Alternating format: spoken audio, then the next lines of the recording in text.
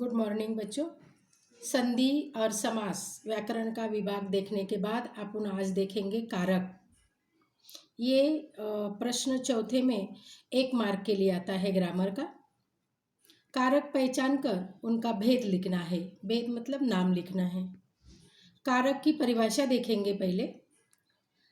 संज्ञा अथवा सर्वनाम के जिस रूप से उसका संबंध वाक्य की क्रिया अथवा किसी दूसरे शब्द के साथ स्पष्ट होता है उसे कारक कहते हैं। ये उनकी परिभाषा है। कारक की पहचान के लिए संज्ञा तथा सर्वनाम के आगे जो प्रत्यय लगाए जाते हैं उन्हें विभक्तियां कहते हैं। परिभाषा समझ में आ गई। अभी कारक के भेद मतलब नाम देखेंगे। कारक के भेद, उनको नाम भी बोला जाता है। पहला है कर्ता कारक, दूसरा कर्म कारक, तीसरा करण कारक, चौथा संप्रदान कारक, पांचवा अपादान कारक, छठवां संबंध कारक, सातवां अधिकरण कारक, जो अभी 2019 के मार्च की जो परीक्षा हो गई एसएससी उसमें ये आया था, संबोधन कारक। ये 8 उनके भेद है, नाम है। अभी एक एक का स्पष्टीकरण देखेंगे। कारक के नाम, भेद, विभक्तियां, लक्षण और उदाहरण देखेंगे। पहला विभाग उस टेबल करेंगे। टेबल में से 4 कप्पे करेंगे और उसमें से पहला है कारक के नाम। समझ में आ गया। दूसरा है विभक्तियां, तीसरा है लक्षण और चौथा है उदाहरण।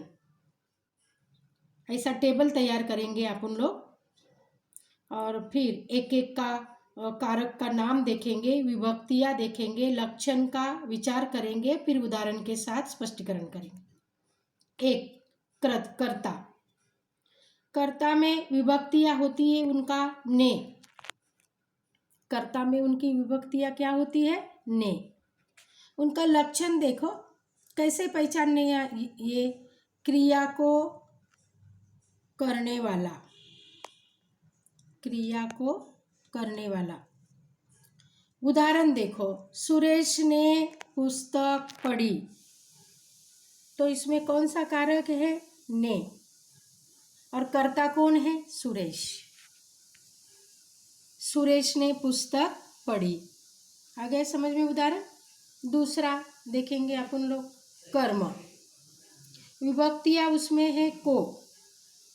उसका लक्षण है जिस पर क्रिया का प्रभाव पड़ता है। लक्षण ध्यान से देखना, जिस पर क्रिया का प्रभाव पड़ता है। उदाहरण देखो, पिता ने पुत्र को बुलाया। पिता ने पुत्र को बुलाया। को, जिस पर क्रिया का प्रभाव पड़ता है, इसीलिए ये क्या है? उदाहरण, पिता ने पुत्र को बुलाया। ये कर्म मतलब को। तीसरा करण। विभक्तियां है से। लक्षण क्रिया के साधन के अर्थ में। क्रिया के साधन के अर्थ में। उसका उदाहरण है हम आंखों से देखते हैं। कौन सी क्रिया हो रही है इधर? देखने की। और क्रिया का साधन क्या है? आँख। इसीलिए हम आँखों से देखते हैं। आ गया समझ में।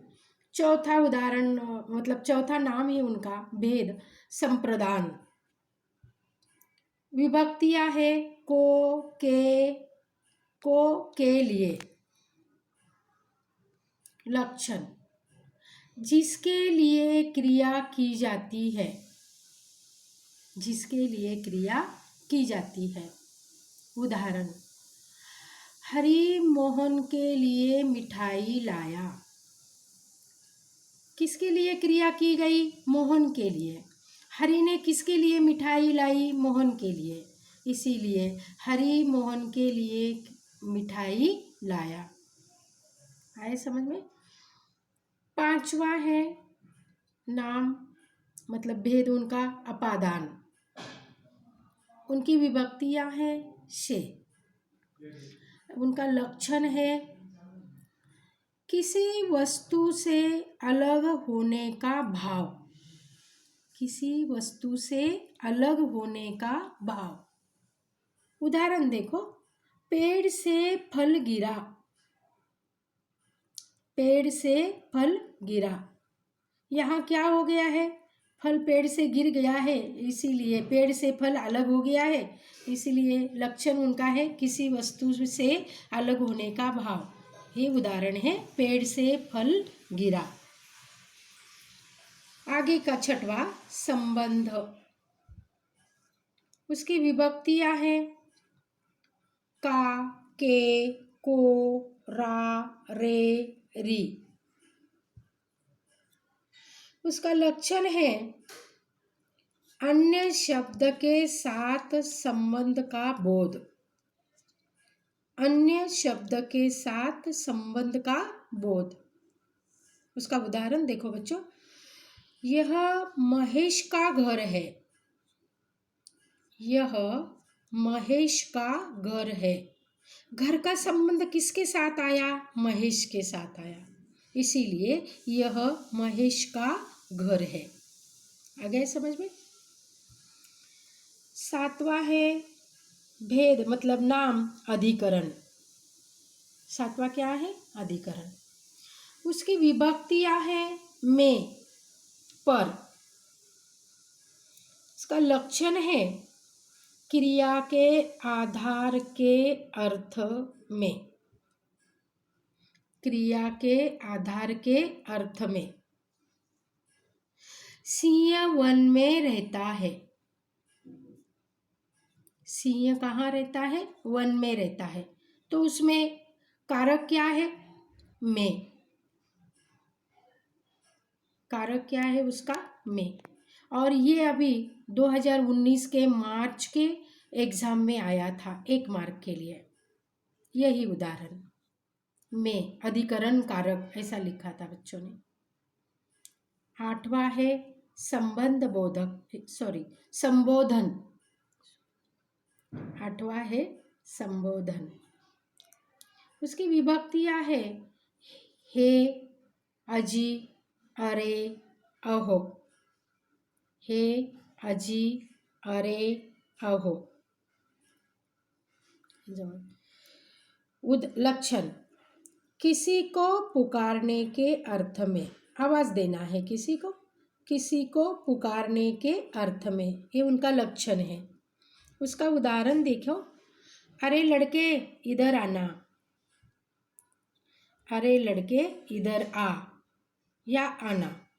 तो अपन देखेंगे अरे लड़के इधर आ, ये संबोधन किया है, इसीलिए अरे लड़के इधर आ। मतलब किसी को पुकारा है। किसको पुकारा है? लड़के को। तो उदाहरण समझ में आ गया।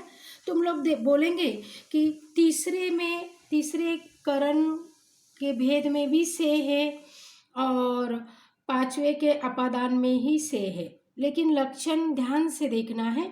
क्रिया के साधन के अर्थ में और इधर 5वें में अपादान में किसी वस्तु से अलग होने का भाव, ये दोनों में अंतर है, लेकिन दोनों में से आता है। इसमें भी से है, इसमें भी से है, लेकिन इसमें क्रिया के साधन के अर्थ में है और इसे किसी वस्तु से अलग होने का भाव है।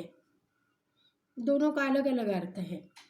तो देखो बच्चों, ये अभी हो गया कारक और उनके भेद, उनकी परिभाषा, उनके उदाहरण, उनका लक्षण, विभक्तियाँ और ये कारक के नाम।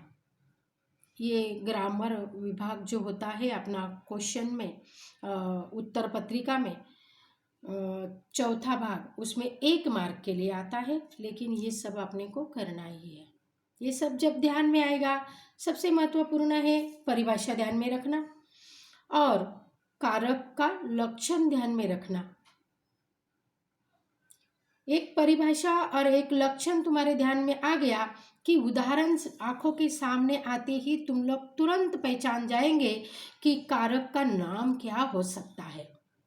वो कर्ता है, कर्म है, करण है, संप्रदान है, अपादान है, संबंध है, अधिकरण है कि संबोधन है।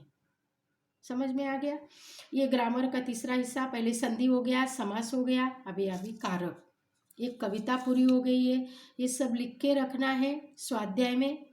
और कल के पीरियड में देखेंगे निबंध, किस विषय पर निबंध लेना है उसका विचार किया जाएगा।